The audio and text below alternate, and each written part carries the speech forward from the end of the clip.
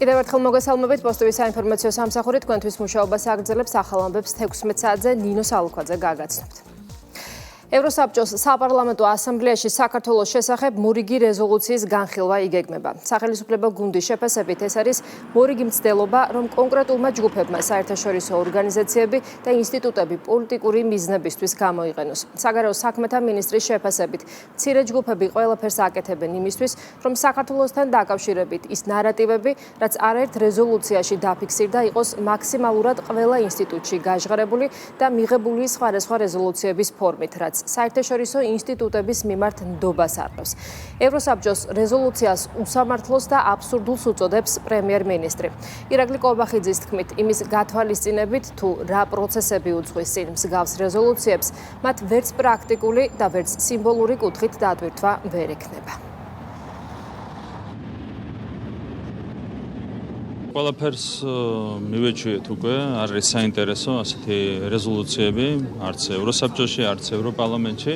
ვიცით, როგორ პროცესი უძღვის ხოლმე წინ ასეთი რეზოლუციების მიღებას და რამდენად სამართლიანი არის ხოლმე ასეთი რეზოლუციები. სწორედ იმის გამო, რომ ყველა ასეთი აქტი არის ხოლმე უსამართლო, საზოგადოებას უკვე არავითარი რეაქციაც კი აღარ აქვს ასეთ დოკუმენტებზე, შესაბამისად არჩევთვის არის ეს ყველაფერი საინტერესო. საერთოდ აბსურდია ყველაფერი, რაზეც ეს ადამიანები საუბრობენ, რაზეც საუბარია რეზოლუციაში.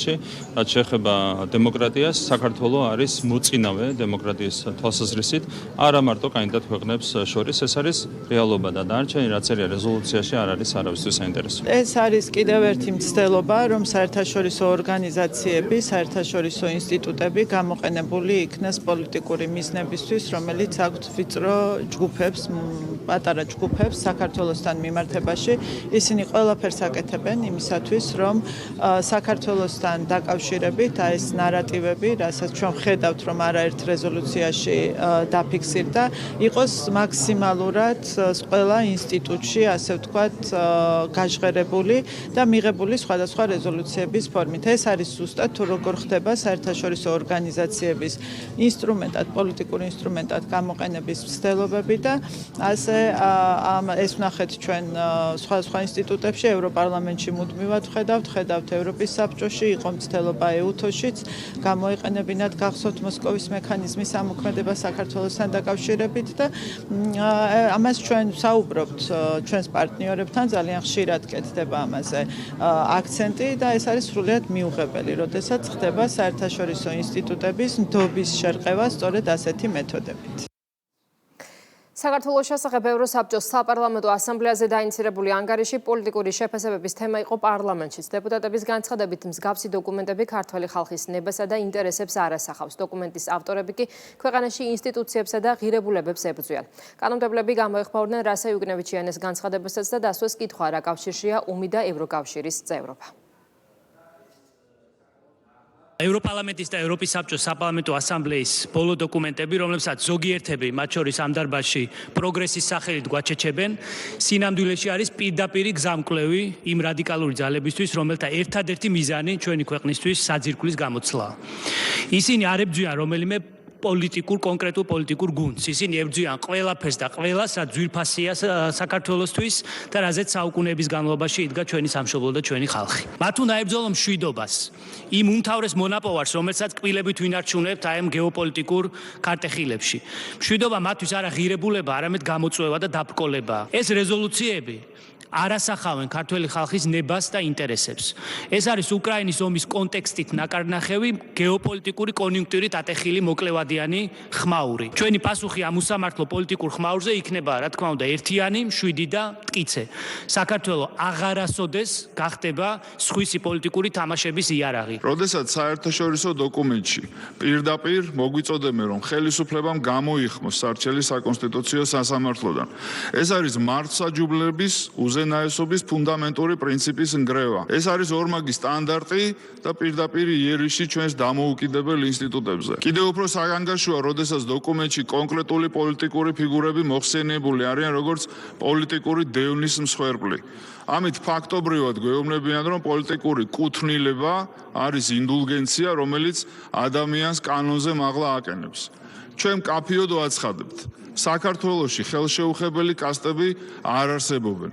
მართლმსაჯულება არის და იქნება ყველასთვის თანაბარი მიუხედავად იმისა თუ რა გვარი უწერი ადამიანს რომელ საერთაშორისო კაბინეტში ეძებს მფარველობას. თუ თანხმდებით რომ ევროკავშირი სამხედრო ალიანსი არ არის და წევრობა არ უნდა იყოს დაკავშირებული სამხედრო კონფლიქტებთან, რატომ აღმოჩნდა სწორედ ომი ის ფაქტორი, რომელმაც ეგრეთ წოდებული შესაძლებლობების ფანჯარა გახსნა.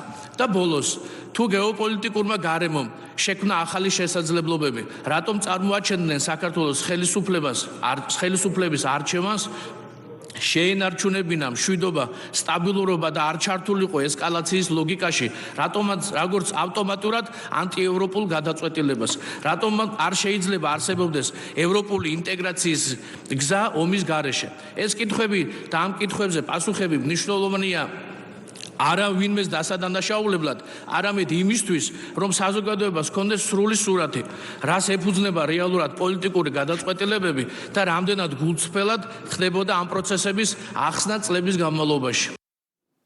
საქართველოს ურთიერთობები ევროკავშირთან და შეჩერებული დიალოგი ქვეყნის ხელისუფლება ბრიუსელთან სტრატეგიული მოთმინების რეჟიმში რჩება. მთავრობის მეთაური ამბობს, რომ დიალოგის განახლება ევროპულ ბიუროკრატიაზეა დამოკიდებული, ამისთვის კი საჭიროა ევროპარლამენტში საბჭოური მიდგომები შეიცვალოს. როგორც კი დავინახავთ, რომ საბჭოური მიდგომები შეიცვალა ევროპარლამენტში თუ ზოგადად ევროპულ ბიუროკრატიაში, მაშინ რა თქმა უნდა განახდება დიალოგი. ეს არის მათზე დამოკიდებული, დავუშვათ შეკრებები და მანიფესტაციები რო ავიღოთ, ხო? ერთი წლის განმავლობაში და მეტი დროის განმავლობაში ქვეყნის ცენტრალური გამზერი იყო გადაკეტილი, შეაწუხეს 150-მა ნაცმა შეაწუხა მთელი საქართველო. და ამის წინააღმდეგ მივიღეთ კანონი და ახლა არ მოწონთ ეს კანონი. აქედან ხო ჩანს, რომ 150 ნაცის მიერ 3.900.000 კაცის შეწუხება მოწონს ევროპარლამენტს. რა თქმა უნდა, ამ კანონს ტროტუარზეც იგივეა, ნახეთ, როგორც კი შეუზღუდეთ რუსთაველის გამზერის გადაკეტვა, მერე დაიწყეს ტროტუარებზე სიარული და ტროტუარების გადაკეტვა. აქაც მივიღეთ კანონი, 150 კაცი რო ხარ დადექი და წყნარად იყავი. სადაც კიდე იქ დადექი ტროტუარზე ხო არ შეუშალო სხვა ხელი. ტროტუარზეც არ შეუშალო სხვა ხელი. ეს კანონი მიღებული იქნა იმის გამო, რომ ისინი კეტავდნენ ტროტუარებს, მანიფესტაციებს აწყობდნენ ტროტუარებზე იმისათვის, რომ დისკომფორტი შეექმნათ 150 კაცი თბილისის მოსახლეობისთვის. ამის წინააღმდეგ მივიღეთ კანონი, აბსოლუტურად გამართული კანონია. ეს არ მოწონს ევროპარლამენტს, გამდის, რომ მათ მოწონთ 150 კაცის მიერ 3.900.000 ადამიანის შეწუხება. არ შეიძლება 150 ნაცი აწუხებდეს 3.900.000 ადამიანს საქართველოში. ბრიტანეთის მიერ დაწესებული სანქციები და თავდასხმა ქართულ მედიაზე საქართველოს პრემიერ-მინისტრმა დღეს ოფიციალური ლონდონის მხრიდან ტელეკომპანია პოსტევისა და იმედის უსამართლო სანქციები კიდევ ერთხელ გაიხსენა. აღნიშნა, რომ კირ სტარმერის და მისი მთავრობის მიზანი სანქციების დაწესებისას მედიაზე ზეწოლა და დამოუკიდებელი კომპანიების დახურვა იყო, თუმცა პრემიერ-მინისტრის განცხადებით პოსტევისა და იმედის ფუნქციონირებას პრობლემა არ შეექმნება და მედიის თავისუფლება სრულად იქნება დაცული. ირაკლი კობახიძის შეფასებით საკუთარი უსამართლო გადაწყვეტილება კირ სტარმერს გუშინ უკან დაუბრუნდა, როდესაც ის ბრიტანეთის პრემიერ-მინისტრის თანამდებობიდან გადადგა. თქვენ იცით, რომ საქართველოში ყველაზე რეიტინგული ტელეკომპანია დაასანქცირა მსოფლიოში ყველაზე ურეიტინგო პრემიერ-მინისტრმა, რომელიც გუშინ ტირილით გადადგა საკუთარი თანამდებობიდან, ხო? ეს არის კარმა, რომელიც მიუბრუნდა ბატონ სტარმერს. სირცხვილია, რაც მოხდა, ეს არის ბრიტანეთის სირცხვილი, იმიტომ რომ ბრიტანეთი ტრადიციულად ითვლება ადამიანის უფლებების სამშობლოდ და ბრიტანეთმა გადაწყვიტა დაეხურა საქართველოში ტელევიზია და თავს დასხმოდა თავისუფალ მედიას ჩვენს ქვეყანაში, ხო? ეს არის რა თქმა უნდა ინგლისის სირცხვილი, ბრიტანეთის სირცხვილი, პირადად სტარმერის სირცხვილი, რომელიც იყო მსოფლიოში ყველაზე ურეიტინგო პრემიერ-მინისტრი. დარჩენი არ არის საინტერესო, ჩვენ გაძლევთ გარანტიას, რომ არც ტელეკომპანია იმედს და არც ტელეკომპანია პოსტივის არ შეექმნება არავითარი პრობლემები ფუნქციონირების კუთხით და საქართველოში მედიის თავისუფლება იქნება სრულად დაცული, როგორი თავდასხმაც არ უნდა ვიხილოთ ჩვენ ბრიტანული ხელისუფლებიდან საქართველოში მედიის თავისუფლებას. ეს არის გარანტია. სააკაშვილის პარტიის თავმჯდომარეობის კანდიდატი ნანუკა ჟორჟოლიანი წუხს, რომ საზოგადოებაში მშვიდობის და ქვეყნის სუვერენიტეტის საკითხები იმდენად პრიორიტეტული გახდა, რომ ამას მოქალაქეები მთელი საქართველოს მასშტაბით სადღეგრძელოებში გამოხატავენ. ჟორჟოლიანის განცხადების შეფასება არ სურთ ოპოზიციაში და კითხვებს თავს არიდებენ. მმართველ გუნდში კი ხას უსვამენ, რომ დაცმოძრაობის წარმომადგენლები მსგავსი განცხადებებით საზოგადოებას საკუთარ სახეს და იდეოლოგიას ყოველ ჯერზე აჩვენებენ. როგორც სახელისუფლებო პარტიაში განმარტავენ, მიხეილ სააკაშვილის გუნდისთვის პრიორიტეტს არა მოსახლეობის ინტერესები, არამედ გარედაკვეთის შესრულება წარმოადგენს. მათი ანტიქართული განცხადებები კი ამ მრჩევლის რაოდენობის კლებაზე პირდაპირ პროპორციულად აისახება. შეცვლილია სადღეგრძელობის თანმიმდევრობა.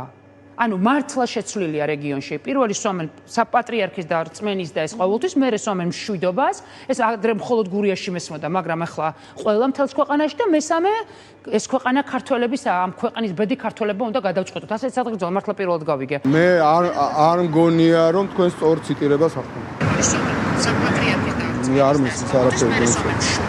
აქ ხმაურია და არ არის ის არაფერი.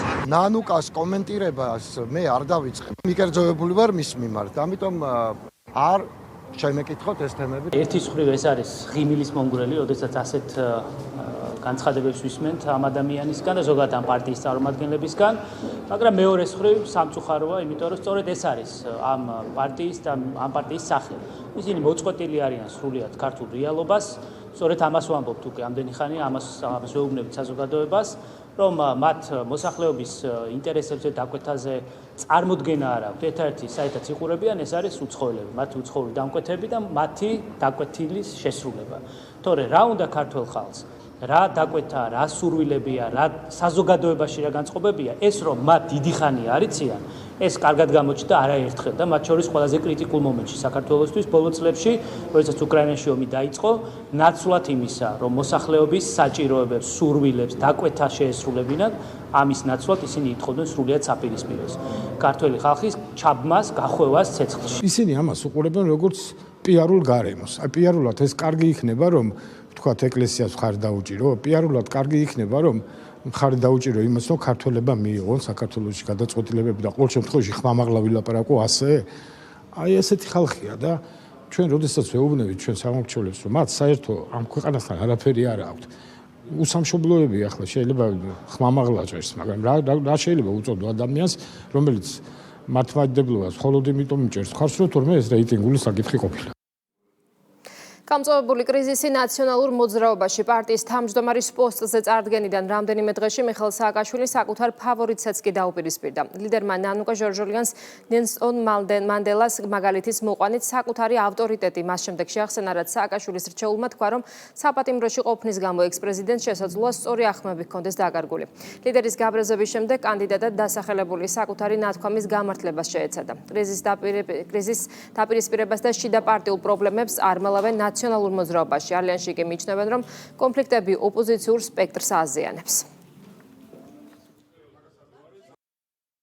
იმათაც მინდა ვუპასუხო და ეს ნანუკამ გააჟღერა მიშა ციხეშიძის და მის აზრს ამის გამო მნიშვნელობა შეიძლება არც ჰქონდესო. ჩემო ნანუკა ნელსონ მანდელა 30 წელი იჯდა, მაგრამ მის აზრს აფრიკის ნაციონალური კონგრესი რეგულარულად კითხულობდა. მინდოდა ყველასთვის შემეხსენებინა თუ რა არის თამაშის წესები, ნამდვილი დემოკრატია, ლიდერობა, მორალური ავტორიტეტი და ასე შემდეგ.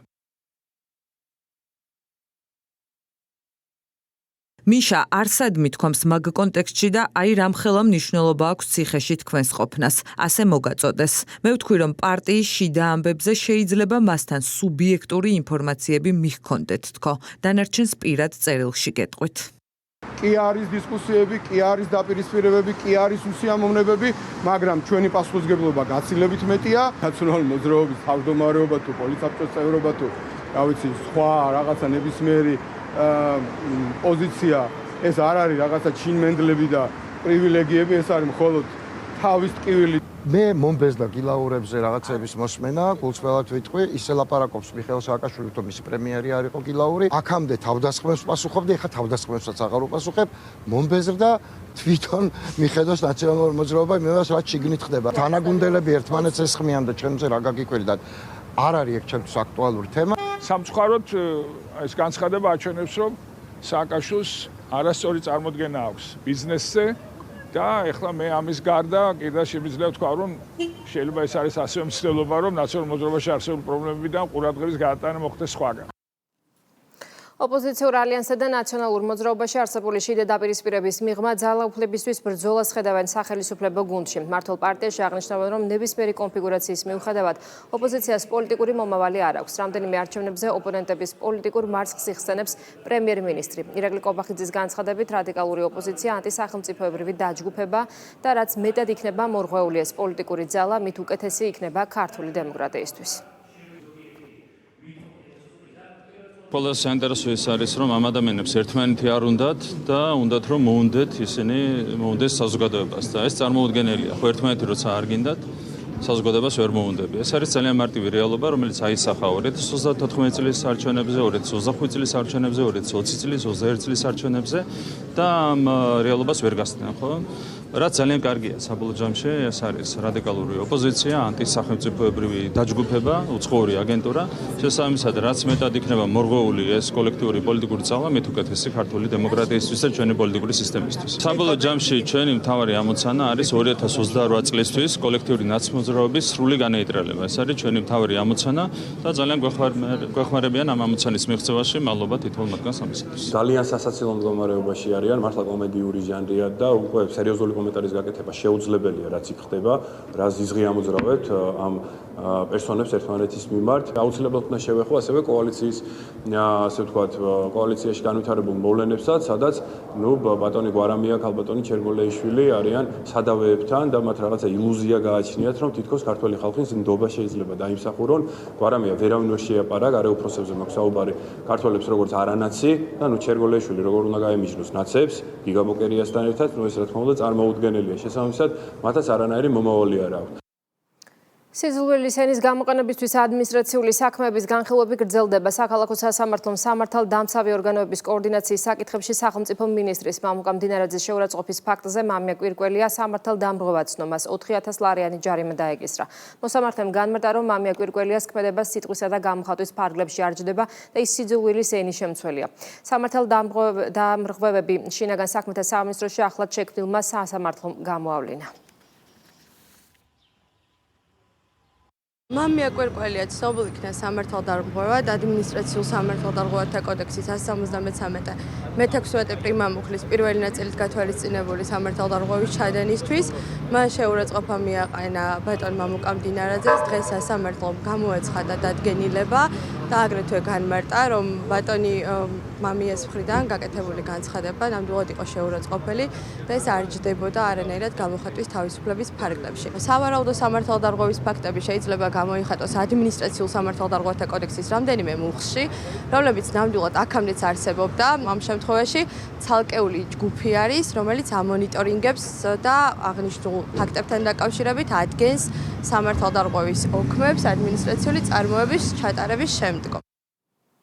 თბილისი მსოფლიო ყურადღების ცენტრშია. საქართველოს იუსტიციის სამინისტრო გაეროს საჯარო სერვისების ფორუმს მასპინძლობს. მაღალი დონის საერთაშორისო ღონისძიებაში მონაწილეობას 100-ზე მეტი ქვეყნის წარმომადგენელი, საჯარო სექტორის ხელმძღვანელები და საერთაშორისო ექსპერტები იღებენ.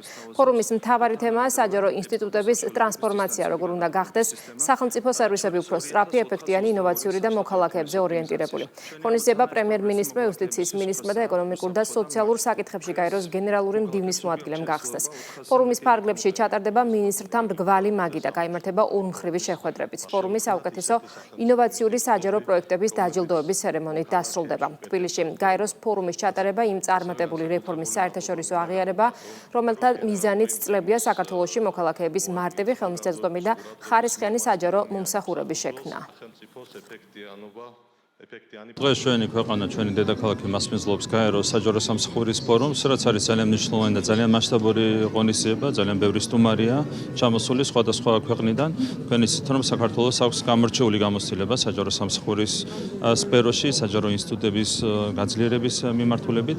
აქედან გამომდინარე, ჩვენთვის ძალიან მნიშვნელოვანია გამოცდილების ურთიერთგაზიარება უცხოელ პარტნიორებთან და რა თქმა უნდა, მთავარი მიზანი ამ ღონისძიების არის სწორედ ეს. ამ ღონისძიების ფარგლებში ასევე მოხდება დაჯილდოება სხვადასხვა ქვეყნების წარმომადგენლებისა საჯარო სერვისების სფეროში განხორციელებული წარმატებული პროექტებისათვის.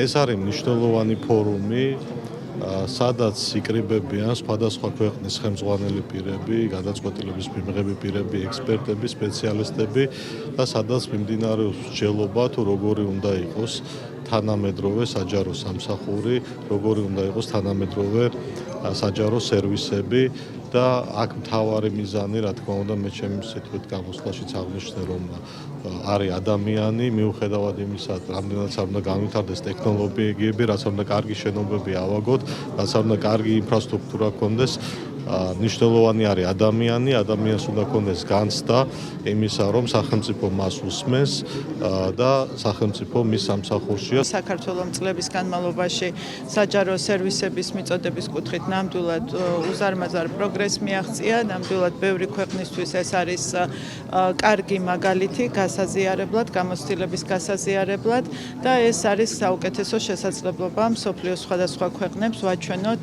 ის რეფორმები, რაც ჩვენ გავატარეთ, ის მიღწევები, რაც საქართველოს აქვს და საკუთარი თვალით ნახონ თუ როგორ მუშაობს ეს ყველაფერი სინამდვილეში.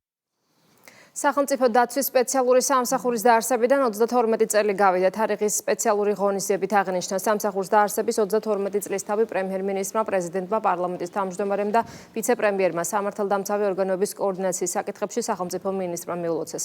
ღონისძიებაზე სიტყვით გამოსვლისას მიხეილ ყაველაშვილმა, ირაკლი კობახიძემ, შალვა პაპუაშვილმა და მამუკა მდინარაძემ სამსახურის წარმომადგენელთა მაღალ პროფესიონალიზმზე გაამახვილეს ყურადღება და მათ სახელმწიფო სამსახურისთვის მადლობა გადაუხადეს. მათ მიერ გაწეულ საქმიანობასა და სამომავლო გეგმებზე ისაუბრა სახელმწიფო დაცვის სპეციალური სამსახურის უფროსმა ანზორ ჩუბინიძემ. საზეიმო ღონისძიებას საქართველოს თავდაცვისა და შინაგან საქმეთა მინისტრები, გენერალური პროკურორი და სახელმწიფო უსაფრთხოების სამსახურის უფროსი დაესწრნენ. დღესვე სამსახურებრივი მოვალეობის პირნათლად შესრულებისთვის უწყების 32 თანამშრომელი სხვადასხვა ხარისხის მედლებით დაჯილდოვდა. 3 ათწლეულზე მეტია, რაც თქვენი სამსახური მტკიცედ დგას ჩვენი ქვეყნის სტაბილურობის, უსაფრთხოებისა და ეროვნული სიმშვიდის სადარაჯოზე. სწორედ თქვენ ხართ ძლიერი და სუვერენული სახელმწიფოს ინსტიტუციური მდგრადობის ერთ-ერთი უმთავრესი საყრდენი. თქვენი მაღალი პროფესიონალიზმი და სამშობლოს უპირობო ერთგულება არის გარანტი, რომ ჩვენი ქვეყნის უმაღლესი ინსტიტუტები და სახელმწიფოებრივი ინტერესი საიმედოდ არის დაცული. საუკუნეების განმავლობაში ქართველი მეომრის და სამშობლოს მცველის ფენომენი ასოცირდებოდა განსაკუთრებულ ღირსებასთან, სიმამაცესა და ერთგულებასთან. დღეს ჩვენ სამართლიანად ვამაყობთ, რომ უწყების ხელმძღვანელობის სწორი ხედვის, თითოეული ოფიცრის მაღალი კვალიფიკაციის და ჩვენი მთავრობის ურყევი მხარდაჭერის შედეგად სახელმწიფო დაცვის სპეციალური სამსახური თანამედროვე, მობილური და მაღალტექნოლოგიური ინსტიტუტია, რომელიც სრულად პასუხობს თანამედროვეობის გამოწვევებს და მუდმივად ვითარდება. მინდა დაგარწმუნოთ, რომ მომავალშიც საქართველოს მთავრობა სრულად დაუჭერს მხარს საქართველოს სახელმწიფო დაცვის სპეციალური სამსახურის შემდგომ გაძლიერებას და სამსახურის წინსვლას. თქვენ ხართ მოქალაქეთათვის უხილავი ფრონტის მებრძოლები, რომელთა ყოველდღიური შრომა და პასუხისმგებლობა სახელმწიფოს უსაფრთხოების ერთ-ერთი უმნიშვნელოვანესი გარანტია. სახელმწიფო დაცვის სპეციალური სამსახური იყო ერთ-ერთი პირველი სრულად დამოუკიდებელი სახელმწიფო ინსტიტუტი, რომელიც ქვეყნის კონსტიტუციური წესრიგისა და უსაფრთხოების დასაცავად შეიქმნა ურთულეს, ტრაგიკულ და წინააღმდეგობით სავსე პერიოდში, როდესაც არაერთი სახელმწიფო და ძალოვანი სტრუქტურა ჯერ კიდევ გავლენებისა და ჩარევების ზემოქმედებას განიცდიდა. თქვენ ხართ იმ სამსახურის წარმომადგენლები, რომლებიც მჭიდროდ არიან დაკავშირებული ნდობასა და ერთგულებასთან. თქვენ აკეთებთ საქმეს, რომელიც შეიცავს ყოველწამიერ რისკს და რომელიც თავის მხრივ სიცოცხლის რისკთანაც არის დაკავშირებული. საქმისადმი ერთგულება და გათვითცნობიერებული თავგანწირვა თქვენი პროფესიული საქმიანობის განუყოფელი ნაწილია. საქართველოს სახელმწიფო ინსტიტუტების გაძლიერების კვალდაკვალ სამსახური კვლავ აგრძელებს დინამიური განვითარების ტენდენციას. მხედრულ ღირსებაზე დაფუძნებული სამსახური, პროფესიონალიზმი, კანონიერება, ადამიანის უფლებებისა და სახელმწიფო ინტერესების დაცვის მართლზომიერი თანაფარდობა აყალიბებს მაღალ პროფესიულ სტანდარტს. ძალებისა და საშუალებების ოპტიმალური განაწილება და ძირითადი ფუნქციების ირგვლივ კონცენტრირება ქმნის რესურსების რაციონალური გამოყენების საფუძველს. სიჩქარის გადაჭარბებისთვის დაადგენილი ჯარიმების შემცირების შესახებ საკანონმდებლო ინიციატივას პარლამენტის პლენარულ სხდომაზე დღეს პირველი მოსმენით განიხილეს. მთავრობის მიერ წარდგენილი კანონპროექტით ჯარიმები უფრო დიფერენცირებული ხდება. 15-დან 50 კმ/სთ-მდე სიჩქარის გადაჭარბებაზე ჯარიმები მცირდება. 50 კმ/სთ-ით და მეტით გადაჭარბების შემთხვევაში კი არ იცვლება და 300 ლარიანი ჯარიმა შენარჩუნდება. კანონპროექტი პარლამენტში დაჩქარებული წესით განიხილება. როგორც სახელმწიფო გუნდში განმარტავენ, ცვლილებების შემდეგ ჯარიმები უფრო პროპორციული გახდება. წარმოდგენილი კანონპროექტის მიზანია ერთი მხრივ კვლავ ურყევი პოზიცია სახელმწიფოსი, რაც არის, რომ გზებზე უსაფრთხოება იყოს უზრუნველყოფილი და საგზაო წესების განუხრელად დაცვა კვლავ დარჩეს წარმოდგენილი ცვლილებების მიხედვითაც, გამომდინარე იქიდან, რომ საგზაო მოძრაობის წესების დარღვევა ერთი მხრივ თვითონ დამრღვევი მძღოლის, მისი მგზავრის, ამავდროულად სხვა შემხედრი თუ მიმართულებით მიმავალი სატრანსპორტო საშუალების მძღოლისა და მგზავრების ამავდროულად ქვეითად მიმავალი პირების სიცოცხლესა და ჯანმრთელობისთვის ქმნის რისკებს, ამავდროულად ქმნის რისკებს სხვათა ქონების დაზიანების მიმართულებით, ამავდროულად შესაბამის დარღვევებზე სახდელები უნდა იყოს პროპორციული, ადეკვატური და წარმოდგენილი ცვლილებები ზუსტად ამ ყველაფერს უზრუნველყოფს. რაც გულისხმობს შინაარსობრივად, რომ 15 კმ/სთ-ზე მეტი სიჩქარით, მაგრამ არა უმეტეს 30 კმ/სთ-ზე მეტით სიჩქარის გადაჭარბება გამოიწვევს 100 ლარის ნაცვლად 50 ლარით დაჯარიმებას, ხოლო 30 კმ/სთ-დან 40 კმ/სთ-მდე დარღვევა ისევ და ისევ დარჩება 100 ლარით პასუხისმგებლობის დამდგენი, სახდელის სახე 100 ლარის, 40 კმ/სთ-დან 50 კმ/სთ-მდე 300 ლარის ნაცვლად 100 ლარით განესაზღვრება სახდელის ოდენობა, ხოლო 50 კმ/სთ-ზე მეტის დარღვევა გამოიწვევს პასუხისმგებლობას მოქმედი რედაქციის შესაბამისადაც 300 ლარის ოდენობით. აქ პრინციპი არის, რომ რაც უფრო მეტი არის სიჩქარის დარღვევა, მით უფრო მეტი არის რისკი შესაბამისი ავტოსანტრანსპორტო შემთხვევისა და შესაბამისად ამიტომაც შემოთავაზებული არის განსხვავებული სახდელები. პარლამენტმა უცხოელთა და მოქალაქეობის არ მქონე პირთა სამართლებრივი მდგომარეობის შესახებ კანონში შესატანი ცვლილებები პლენარულ სხდომაზე პირველი მოსმენით განიხილა. კანონპროექტი დეპუტატებს შინაგან საქმეთა მინისტრის მოადგილემ ალექსანდრე დარახველიძემ წარუდგინა. შინაგან საქმეთა სამინისტროს მიერ მომზადებული ინიციატივის მიზანი უცხოელების საქართველოში შემოსვლის, ცხოვრებისა და ქვეყნიდან გაძევების წესების უფრო მკაფიოდ განსაზღვრა და გამარტივება. ცვლილებათა პაკეტის მიხედვით მოქალაქეობის მიღების მიზნით ფიქციური ქორწინება სისხლის სამართლის წესით დასჯადი ხდება. ასევე უცხოელი სტუდენტების წესდება ენობრივი ბარიერის ცენზი და მთავრობა დაადგენს კონკრეტული დოკუმენტების ჩამონათვალს, რომელიც მიჩნეული იქნება ქვეყანაში უცხოელების მიერ სწავლის გაგრძელების საფუძვლად.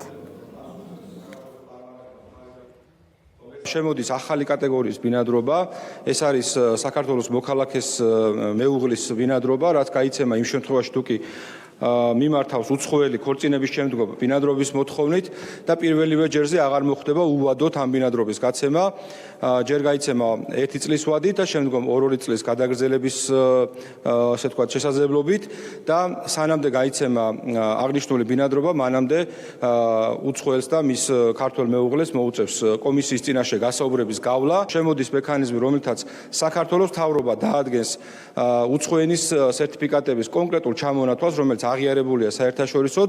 გარდა ამისა, გამოცდების ეროვნულ ცენტრს ექნება საშუალება თავად დააორგანიზოს უცხოენის გამოცდა და მას შემდეგ, რაც დაადასტურებს უცხოელი ენის ცოდნის კომპეტენციას, ამის შემდეგ მოხდეს მისი ჩარიცხვა უმაღლეს სასწავლებელში. სამართალდამცველებმა კუსტარული ნარკოლაბორატორია აღმოაჩინეს, ამოღებულია 20 კილოგრამამდე სხვადასხვა სახის ნარკოტიკული საშუალება, დაკავებულია ყაზახეთის 2 მოქალაქე. გამოძიების ინფორმაციით ბრალდებულები შემდგომი რეალიზაციის მიზნით დროებით საცხოვრებელ სახლში მოწყობილ ეგრეთ წოდებულ ლაბორატორიაში სხვადასხვა ქიმიური საშუალების გამოყენებით ნარკოტიკულ საშუალებებს ამზადებდნენ. ბრალდებულები ასევე კუსტარული ნარკოტიკების რეალიზაციას სხვადასხვა მეთოდით ახდენდნენ. დანაშაული 20 წლამდიან უვადო პატიმრობას ითვალისწინებს.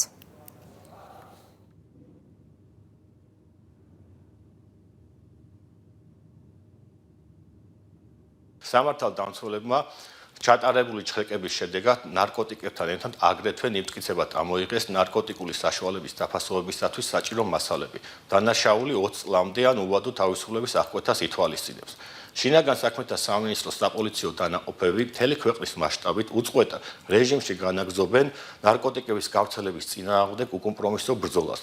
განსაკუთრებული ყურადღება ეთმობა კუსტარული ნარკოლაბორატორიების გამოვლენას, ვინაიდან კუსტარული წესით დამზადებული ნარკოტიკების მოხმარების შედეგად ფატალური შედეგის დადგომის რისკი ბევრად უფრო დიდია. აჭარის მთავრობის თავმჯდომარე ზურა პატარაძე ბათუმის შოთა რუსთაველის სახელობის უნივერსიტეტის აკადემიურ და ადმინისტრაციულ პერსონალს შეხვდა. შეხვედრაზე უნივერსიტეტში მიმდინარე და დაგეგმილ პროექტებზე, საგანმანათლებლო და კვლევითი გარემოს განვითარებაზე, ასევე სტუდენტებისა და აკადემიური პერსონალის მხარდამჭერ და მიზნობრივ მიდგომებზე იმშელეს. ზურა პატარაძემ აღნიშნა, რომ აჭარის მთავრობის ერთ-ერთი პრიორიტეტი რეგიონის წამყვანი უმაღლესი სასწავლო დაწესებულების ინსტიტუციური გაძლიერება. 2026 წელს უნივერსიტეტის საჭიროებებისთვის 6 მილიონ ლარზე მეტია გათვალისწინებული. ძალიან მნიშვნელოვანი იყო მათთან ერთად მსჯელობა იმ პროექტებზე, იმ პროგრამებზე, რომელიც დღეს ხორციელდება უნივერსიტეტში. მხარდაჭერა, რომელიც დღეს არის ჩვენი ხელისუფლების მხრიდან, მათ შორის აჭარის ავტონომიური რესპუბლიკის მთავრობის მხრიდან. ვფიქრობ, უნივერსიტეტის ჩართულობა რეგიონის განვითარებაში, წარმატებაში არის ძალიან მნიშვნელოვანი და მინდა მადლობა გადავხადო თვითოულ ადამიანს, ვინც მუშაობს დღეს სახელმწიფო უნივერსიტეტში. უნივერსიტეტის განვითარებისათვის აჭარის მთავრობა აკეთებს ყველაფერს, როგორც ინსტიტუციონალური, ასევე აკადემიური და ინფრასტრუქტურული მიმართულებით. აჭარის მთავრობის მხრიდან გვაქვს უდიდესი მხარდაჭერა და შესაბამისად ბათუმის სახელმწიფო უნივერსიტეტი მზად არის უპასუხოს ახალ გამოწვევებს, რომელიც როგორც რეფორმის ფარგლებში, ასევე აჭარის ავტონომიური რესპუბლიკის შრომის ბაზარზე დამკვიდრების, მისი სტუდენტების დამკვიდრება შეეხება. ახალი ამბებით 16 საათზე ამით დასრულებულია. მე გემშვიდობებით ეთერს პოლიტიკური პოსტი გააგრძელებს.